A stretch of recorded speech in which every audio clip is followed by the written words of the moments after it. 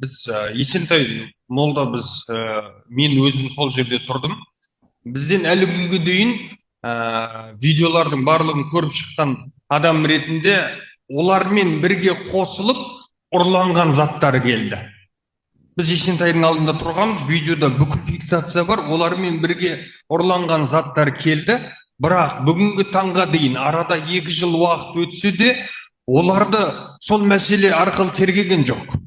Ол кісілер жәбірленуші болып жатыр қазіргі таңда, бірақ ол кісілер шынымен елге күн туған кезде, ел тәуелсіздігінен айырылып қалайын деп жатқан кезде, еліне ұрлық қылып, зорлық зомбылық қылып, біреудің жаңағы біз келген кезде құжаттардың ішінде Пілдебаев дейтін тергеуші бар. Сол кісіге мен тікелей сұрақ қойғам февраль айының 26-сында. Сіздер Доч автокөлігінде ішінде қалған, мародерлардан қалған дүниелерді алдыңыздар ма дейтін сұрақ қойған кезде, ішінде не бар еді дейтін сұрақ қойды. Мен айттым, каска бар еді, еркектерге арналған этикеткасымен көйлектер бар еді, посуда бар еді, бір өзге адамның, бір әйел мен еркектің паспорты бар еді. Себебі олар үй тонаған дедім. Шынымен сол нәрселер, осы нәрселер ма деп көрсетті, бірақ оны біздің мойнымызға ілгісі келеді. Сендер ұрладыңдар, сендер тонадыңдар дейді. Шыны керек, видеода көрініп тұр. Әр тоқтаған адам, Алматыда білетін адамдар болатын болсақ, Әл-Фарабидің жолы бар, Есентайдың жалпы разворотқа кететін жол бар, және Есентайдың алдына кіретін жол бар. Бізге айтатыны тергеушілердің құрметті сот, сендер Әл-Фарабидің бойынан ұстадыңдар дейді. Саналы адам, миы бар адам 80 км в час деп белгіленіп қойған жолдың ортасында тұрып ешкім тоқтатпайды. Біздің міндетіміз Есентай молды қорғау болды. Себебі бір Алматының бір әдемі дүниесін қорғасақ екен деді. Біздің мақсатымыз больницаларды қорғасақ екен дейтін мақсат болды. Осы уақытқа дейін жаңа айтып жатырсыз, не береді деп жатсыз да, ол кісілердің мемлекетке опасыздық жасағанын біз дәлелдегіміз келеді. Біз қазақтың баласын түрмеге отырғызғым келмейді. Отырмай ақ та қойсын, қазақтың баласы. Олар көрген 5 күнді қияметті үш жерге жабылған, 7-сінен 12-сінен. Біз 2 жыл бойы көріп келе жатыр. Сол нәрсені көрмесін деймін. Бірақ біздің нәрсеміз, ол кісілердің шынымен алаңға не мақсатпен барғаны. Біз шыққан жоқпыз. Біз 4 күн шыққан жоқпыз. Арман ағама келіп, адамдардың айтқан сөздерін естідік. Екінші рет алаңға баратын кезде, Арман, не надо, не выходи деді.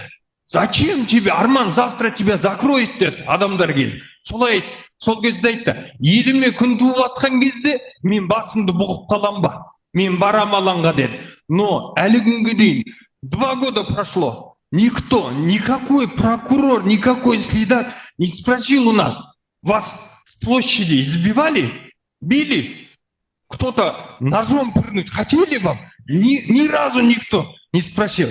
Біздің үстіміздегі күтушілеріміздің сау жері болған жоқ. Пышақ ұрды. Басынан қансырап тұрған кезде Арман аға кетейікші өтініш деді. Сол кезде біреуің мына тұрған алаңдағы біреуге қол көтермеңдер деді. Қазақтың нағыз батырының сөзі болды. Себебі мен өз қазағыма қол көтере алмаймын, өз қазағымды ұра алмаймын деді. Бірақ намыстанды.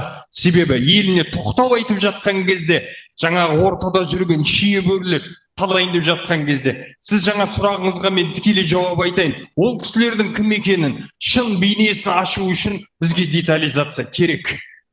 Ол кісілердің қай жолдан ұсталған? Себебі жаңағы Руслан ағамның айтқандай, ол кісілер мына жерден ұстады, мына көше, мына көшеден ұстады, мына көше. Есентай молда болған адамның барлығын әкеп берсеңіз, мен олымен не келгенін, олардың үстінде не болғанын, ол қай көліктен түскенін мен беттеріне қарап айтып бере аламын. Себебі мен барлығымен тілдестім. Мен де Бекмолдаев дейтін жәбірленушімен беттестіру болған кезде, құрметті сот, оның айтқан сөзі, Таспаев дейтін, Есжан Жандос дейтін тергеушілердің қойған сұрағы, мынау ұрды ма? Сендер танисыңдар ма деді. Я, мен телеарнадан көргенмін, одан алдын көрмеген бұл баланы деді. Телеарнадан көргем, сол кезде бірінші рет көрдім деді.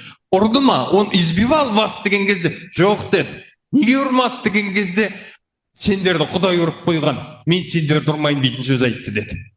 Ол кісілер айтты, бүгінгі таңда бұлардың ұрған ештеңе емес деді. Бұлар ұрған жоқ, тамағымызды бер, темекімізді бер. Неге мен ұрмайын? Мен ұрған жоқпын, ойбай ақпын демеймін. Мен не үшін еліме күн туып атқан кезде, елімді тонап атқан, қанап атқан не үшін ұрмаймын? Сіз детализацияны қанағаттандырсаңыз, сізден сұрарымыз ходатайствоны. Және де менің тағы осы дүниеге қосатыным, ол кісілердің экспертизасын алсаңыз, ұсталды ғой 7 күні ішімдікке. Себебі лық тойып алған еді бүкілі. Доч автокөлігінен түскен жәбірленушілердің барлығы мас күйде еді. Енді марқұм болып кеткенге жер айтып бармасын енді. Ол кісі баласы дүниеге келеді деп роддомға әйелін апарып тастаған кезде ол кісілер де тойып алған. Бүкілі мас еді. Енді сіз ойланыңыз, мас адам қандай мақсатпенен комендантский час белгілеп қойған кез, мен заң бұзсам, комендантский часты бұздым. Мен ешкім бас бостандығына анайып үйінен ұрлап кеткен жоқпын. Сізден сол екі нәрсені, жаңа бір нәрсені қосып жіберсеңіз, ол кісілердің мас болған күйін, мас экспертизасын қабылдаған кез. Себебі бізді түрмеге жапқан кезде наркологиядан, психдиспансерден барлығын өткізді. Ол кісілерді 7 күні ұстаған кезде сол дүниелердің барлығын жасау керек еді. Жасаған шығар деп ойлаймын. Себебі бұл міндетті түрде болу керек енді. Сол нәрсені қоссаңыз, біз ақиқатты білгіміз келеді. Түрмеге тоғытылып кетуден қорықпаймыз. Қанша жыл берсеңіз де құба қып дейміз. Бұл басымызға келген сынақ. Бірақ ақиқатпен, әділдікпен істегеніміздің жазасын алайық, я рахметін алайық. Рахмет.